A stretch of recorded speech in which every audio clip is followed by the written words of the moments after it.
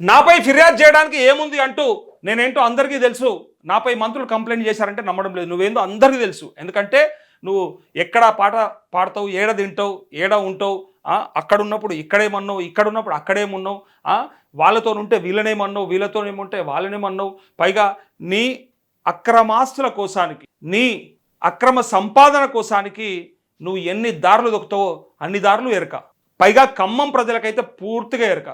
మీ నియోజకవర్గ ప్రజలకి పూర్తిగా తెలుసు. ఎందుకంటే గతంలో బీఆర్ఎస్లో ఉన్నప్పుడు కాంగ్రెస్ని విమర్శించిన ఆ మాటలు విపరీతంగా ట్రోల్ అవుతా ఉన్నాయి. ఇవాళ కాంగ్రెస్లకు వచ్చి మంత్రి పదవి రాగానే ఇవాళ కేసీఆర్ని, కేటీఆర్ని, ఆ కుటుంబాన్ని మాట్లాడుతున్న తీరు, బీఆర్ఎస్ని విమర్శిస్తున్న తీరుని కూడా చాలామంది మళ్ళా పాత వీడియోలతో కంపేర్ చేసుకుంటా ఉన్నారు. యానో బాంబులు వెళ్తాయని చెప్పిండు, వారం ఉన్నది. మరి యానన్న సురుసురు బత్తన్న వేలుతుందా, లేకపోతే అసలు కుక్క పటాకన్నా వేలుతుందా ఒకసారి చూద్దాం. ఎందుకంటే పోయిన సంవత్సరం చెప్పిండు, ఇప్పటిదాకా ఏది వేలలేదు. అయితే ఈయన పైన చాలా మటుకు కేసులు కూడా ఉన్నాయి, అంటే అక్రమాస్తుల కేసులు. ఆ ఈడీ ఎన్నోసార్లు ఆరోపణలు ఉన్నాయి, కేసులు కాదు ఆరోపణలు ఉన్నాయి. ఈడీ కూడా చాలాసార్లు ఆయన ఇంటిపైన, ఆయన ఆఫీసుల పైన, ఆయన అనుచరుల ఇళ్ళల్లో, ఆయన బంధువుల ఇళ్ళల్లో కూడా సోదాలు చేసింది. సోదాలు చేసి ఏం బయట పెట్టినరు, ఏం తెలిసింది అని చూద్దామంటే ఒక్క దగ్గర దొరకది. దాన్ని మరి ఎట్లా మేనేజ్ చేస్తారో తెలియదు. మరి కేంద్రంలో ఉన్న బీజేపీతో ఏమన్నా మేనేజ్మెంట్ చేస్తారా? మరి కొంతమంది అయితే అసలు బయటనే పడాయి. సుజనా చౌదరి, సీఎం రమేష్, కొన్ని పేర్లు వినపడ్డాయి, పొంగులేటి శ్రీనివాసరెడ్డి, ఇట్లాంటి వాళ్ళ పేర్లు బయటకు రావు. నిజంగా నేను చెప్తా ఉన్నా కదా, పొంగులేటి శ్రీనివాసరెడ్డి విపరీతమైనటువంటి అక్రమాలకు తెగబడుతున్నాడు అని చెప్పేసి విపరీతంగా మాట్లాడుకునడమే కాకుండా బయట సాక్షాత్తు మీ ఎమ్మెల్యేలే చెప్తా ఉన్నారు, మీ వాళ్ళే మాట్లాడుతూ ఉన్నారు. ఈవెన్ కొండా సురేఖ మదిలో కూడా అదే ఉన్నది. అందుకే ఆమె కూడా అదే మాట అన్నది. ఎక్కడెక్కడ అవకాశం ఉంటే అక్కడక్కడ దోపిడీకి ఎగబడి నెక్స్ట్ టైం ముఖ్యమంత్రి కుర్చీ కోసానికి, ముఖ్యమంత్రి పీఠం కోసానికి ప్రయత్నం చేసుకుంటుండు అనే మాట వినపడతా ఉంది. ఎక్కువ డబ్బుల్ని ఇప్పుడే కనుక పోగు చేసి పెట్టుకుంటే రేపు పొద్దున అన్నిటికీ సిద్ధంగా ఉండొచ్చు అని చెప్పి భావనతో ఉన్నాడు. అందుకే చాలామంది ఎమ్మెల్యేలకు ఫండింగ్ కూడా చేస్తుంటాడు, అక్కడక్కడ ఆయన ఇన్ఫ్లుయెన్స్ చూపించుకోవడానికి కూడా ప్రయత్నం చేస్తుంటాడు అని చెప్పేసి అంటా ఉన్నారు. సో అయితే ఈయన సంగతి మన అందరికీ ఎరక. 70 కోట్ల కాంట్రాక్ట్ వర్క్ కోసం తాపత్రయపడే అవసరం నాకు లేదు. నీకెందుకుంటుందా? 70,000 కోట్ల మనిషివి నువ్వు, నీకెందుకుంటుంది? 1,00,000 కోట్ల మనిషివి, 70 కోట్ల కోసానికి నువ్వు ఎందుకు తాపత్రయపడతావు? పడవు. ఎందుకంటే నీకు అది చాలా చిన్నది. కానీ పడ్డమని సురేఖ అన్నది. ఎవరన్నారు? మాకు అవసరమా? ఎవరన్నా పుట్టించిర్రా? అది ఎవరికేం అవసరం అది?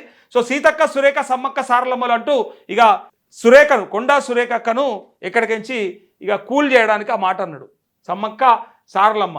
మరి ఆ సారలమ్మని చెప్తుంది నువ్వు దొంగవని, ఆ సమ్మక్కనే నీ గురించి అక్కడిక్కడ మాట్లాడుతుంది, అది మాకు కూడా వినొస్తుంది.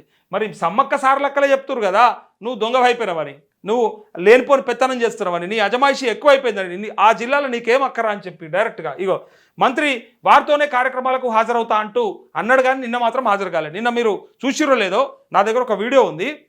మేడారం పోయినటువంటి పొంగులేటి శ్రీనివాసరెడ్డి, అట్లే సీతక్క, కొండా సురేఖక్క లేదు. దేవాదాయ శాఖ మంత్రి అయిన కొండా సురేఖ మరి వాళ్ళతో ఉండాలి కదా. మరి సరే, తను ఏ పనిలో ఉంది, ఎందుకోసం రాలేదు, వ్యక్తిగత విషయమా, ఇవన్నీ కూడా మనకు సంబంధం లేదు. కానీ రాష్ట్ర మంత్రిగా మనమైతే ఎక్స్పెక్ట్ చేస్తాం అక్కడ ఉండాలి కదా అని.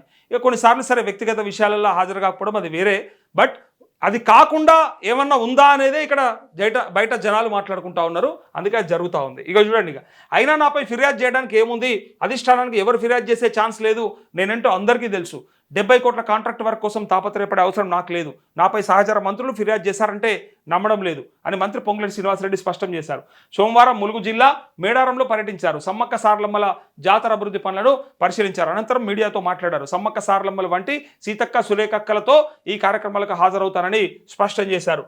అక్క అనుడు బరాబరే, అక్కకు ఇక టెన్షన్ పెట్టుడు బరాబరే, అక్క అనుడు బరాబరే, మళ్ళా ఆ అక్కకు మరి బాధ పెట్టుడు కూడా బరాబరే. ఇక వేరే మాటలు అంటే కూడా బాగోదు, అందుకోసానికి చెప్తా ఉన్నా.